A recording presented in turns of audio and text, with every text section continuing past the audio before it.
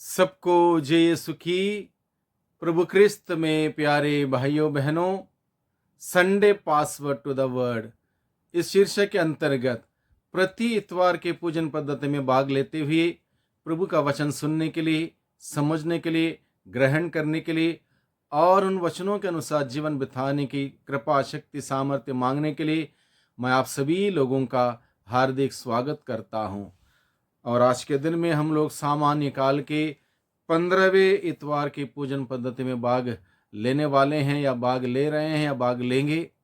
और आज के दिन में प्रभु का संदेश हम सबों के लिए यह है कि ईश्वर ने हर एक मनुष्य के लिए एक लक्ष्य निर्धारित किया है।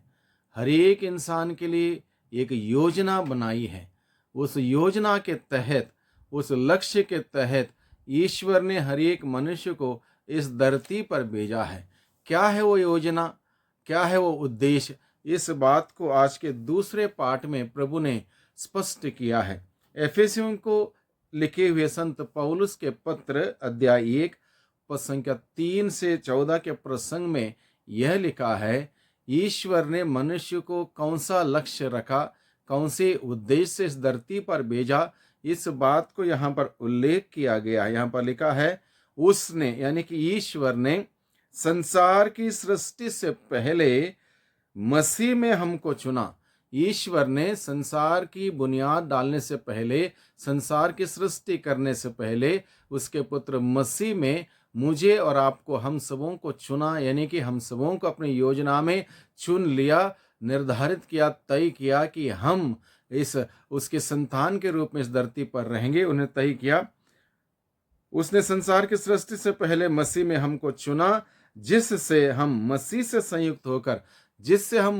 संयुक्त होकर, मसीह में एक होकर, मसीह में विश्वास करते हुए उसकी दृष्टि में, ईश्वर की दृष्टि में पवित्र तथा निष्कलंक बने। ईश्वर की दृष्टि में पवित्र तथा निष्कलंक बने। यह है उद्देश्य, यह है लक्ष्य। क्या है?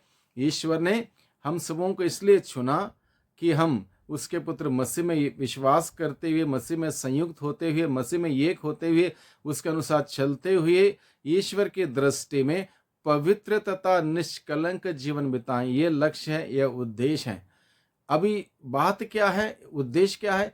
ईश्वर की दृष्टि में पवित्र होना, ईश्वर की दृष्टि में निर्दोष होना, ये बहुत बड़ा लक्ष्य है, बहुत बड़ी चुनौती भरा लक्ष्य है। इतना आसान नहीं है। उस पवित्र ईश्वर के सम्मुख हम सभी कमी कमजोरियों से भरे हुए लोग, हाड़ मांस से भरा हुआ इस मिट्टी का पुतला लेके हम उस ईश्वर के सामने टिक नहीं पाएंगे। इसलिए प्रभु का वो लक्ष्य हमें हर दिन याद रखना होगा, हर दिन हमारे आंखों के सामने रखना होगा, जिससे कि हम निरंतर उस लक्ष्य के अनुरूप जीने का प्रयास हम करते रहेंगे। इसलिए लक्ष्य क्या है? ईश्वर के दृष्टि में पवित्र और निष्कलंक बनना। और उसके लिए क्या करना है? प्रभु यीशु में एक होना है, संयुक्त होना, उसका संदेश के अनुसार जीना है। ये पहला एक बिंदु है मनन चिंतन करने के लिए आज के दिन में। और बाकी 6 बिंदु आज के दिन में जो दिए गए हैं, वो इस बात को व्यक्त करते हैं किस प्रकार से हम इस लक्ष्य तक पहुंचते हैं। ये लक्ष्य है। इस लक्ष्य तक पहुंचने के लिए हमें और क्या करना है, वो अन्य बिंदुओं के माध्यम से हम सभी सीखने का प्रयास करें। आज का सुसमाचार है मार्कुस के द्वारा रचित सुसमाचार अध्याय 6 पद संख्या 7 से 13 का प्रसंग है। यहाँ पर लिखा है, ईसा शिक्षा देते हुए गांव गांव घूमते थे। तो उस लक्ष्य तक पहुंचने के लिए, ईश्वर ने निर्धारित उस लक्ष्य तक पहुंचने के लिए सबसे पहले हमें क्या करना है, दूसरा बिंदु के तौर पर हम लोग मनन चिंतन करेंगे। पहला बिंदु हमने लक्ष्य को समझ लिया, ईश्वर ने क्या लक्ष्य रखा। दूसरा बिंदु है उस लक्ष्य तक पहुंचने के लिए हमें क्या करना है, वो ये है, ईश्वर से शिक्षित होना जरूरी है। ईश्वर की शिक्षा ग्रहण करना जरूरी है। पेतरुस प्रभु यीशु से कहता है, प्रभु हम किसके पास जाएं?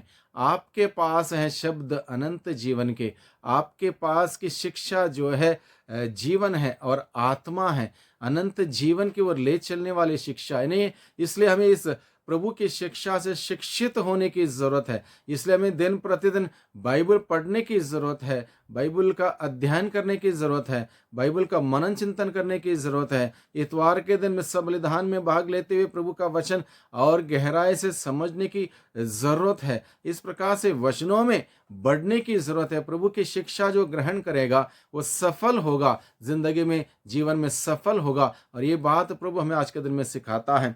तीसरा बिंदु है, प्रभु हमें सिखाता है अपने शिष्यों को भी अधिकार देते हुए वो गांव-गांव बेचते हैं। अभी प्रभु यीशु मसीह जिसके पास सारा अधिकार था, अबदूतों को निकालना, रोगियों को चंगा करना, अलग अलग प्रकार से बड़े अद्भुत कार्य करने का अधिकार था, वो अधिकार अपने चुने हुए अपने अनुयायियों को, अपने शिष्यों को देते हुए अलग अलग जगह पर बेचते हैं, ताकि हर कोई व्यक्ति इस बात को जान जाए ईश्वर ने इंसान के लिए क्या लक्ष्य रखा, क्या लक्ष्य निर्धारित, क्या तय, क्या क्या योजना है, उसको जाने, उसको समझें, उसके अनुसार जीवन बिताएं। इसलिए प्रभु यीशु अपने शिष्यों को अधिकार के साथ जगह जगह पर, गांव गांव पर बेचते हैं, परिवारों में बेचते हैं, लोगों के बीच में बेचते हैं, ताकि प्रभु का लक्ष्य, प्रभु का उद्देश्य लोगों को समझ में आए और उसके अनुसार लोग जीवन बिताएं। चौथा बिंदु है आज के दिन में मनन चिंतन करने के लिए, यीशु ने अपने शिष्यों को सिखाया कि किसी भी वस्तु पर या चीज पर निर्भर ना रहें। जब यीशु ने अपने शिष्यों को भेजा तो उनसे कहा, आदेश जरूरी चीजें हैं, आवश्यक, जैसे बदन ढकने के लिए कपड़ा और एक लाठी जो सहारा बन जाते, लाठी को हम ये इस प्रकार के भी समझ सकते हैं, ईश्वर का वचन एक सहारा।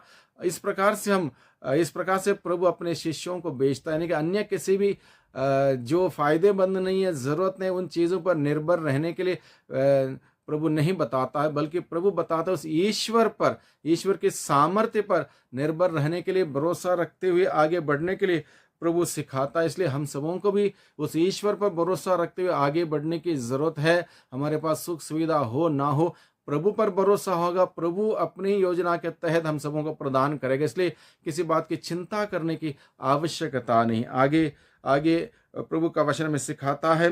पांचवा बिंदु है, लोगों को पश्चाताप का संदेश सुनाने के लिए प्रभु ने कहा, यानी कि लोगों को अगर उस लक्ष्य के अनुसार जीवन बिताना, जो लक्ष्य ईश्वर ने निर्धारित किया, तो उन्हें सबसे पहले पश्चाताप करना सीखना होगा, अपने गलतियों को स्वीकार करना सीखना होगा, पाप स्वीकार करना सीखना होगा। क्योंकि जब तक इंसान पवित्रता की रास्ते में नहीं आता है, ईश्वर का दर्शन नहीं कर पाएगा, ईश्वर के उस योजना के तहत जी नहीं पाएगा। इसलिए पश्चाताप का संदेश बहुत ही जरूरी है, बहुत ही आवश्यक है। पूरे बाइबल में पश्चाताप का यह शब्द 100 से भी ज्यादा बार इस्तेमाल किया गया है। इसलिए हम समझ सकते हैं कितना जरूरी है पश्चाताप। मुझे और आपको, हर एक व्यक्ति को, हर दिन हम कितने गुनाह, गलती, अपराध करते हैं, उन सबों के लिए पश्चाताप करना हम सबों के लिए कितना आवश्यक और जरूरी है, हम समझें इस बात को। पांचवा बिंदु है, छठा बिंदु है, प्रभु हम सबों को सिखाता है मनुष्य के लिए ईश्वर का द्वारा निर्धारित लक्ष्य को हमेशा मद्देनजर रखें। मनुष्य को ईश्वर ने जो लक्ष्य रखा उसको हमेशा मद्देनजर रखें, उसको भूले नहीं, क्योंकि लक्ष्य पर हमारा ध्यान केंद्रित होगा, हमारा जीवन उसी के अनुसार होगा। अगर लक्ष्य से हम भटक जाएंगे, उद्देश्य से भटक जाएंगे, हम स्वयं ईश्वर के रास्ते से भटक जाएंगे। इसलिए प्रभु हमें सिखाता है कि हम उस लक्ष्य पर अपना ध्यान केंद्रित करते हुए आगे बढ़ें।